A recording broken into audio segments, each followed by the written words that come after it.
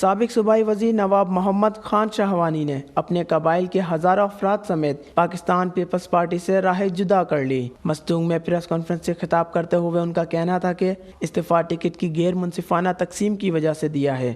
ان کا کہنا تھا کہ بلوچستان کے حقیقی رہنماؤں کو نظر انداز کیا گیا۔ پیپلز پارٹی بلوچستان کے اہم رہنما بھی رابطے میں ہیں، وہ بھی جلد ہی استعفیٰ دیں گے۔ میں آزاد حیثیت سے PB 37 سے الیکشن میں حصہ لوں گا۔ پیپلز پارٹی اب شہید ذوالفقار علی بھٹو اور بے نظیر بھٹو کی پارٹی نہیں رہی۔ ان کا کہنا تھا کہ پیپلز پارٹی میں ورکرز کی کوئی اہمیت اور حیثیت نہیں۔ ٹکٹ پر ہم سے کیے گئے وعدوں کے برعکس فیصلے کیے گئے اور باہر کے لوگوں کو ٹکٹ دیا گیا۔ نواب محمد خان شاہوانی کا مزید کہنا تھا کہ ہمارے ساتھ دھوکہ اور وعدہ خلافی کی گئی ہے، عزت دینے کے لیے اعتماد میں بھی نہیں لیا گیا۔ ہمارا جو حق ہے وہ پوچھے بغیر کسی اور کو دے دیا گیا۔ ہم ایسے کارروائی کا حصہ نہیں بن سکتے جو عوام کے ساتھ فریب کرے۔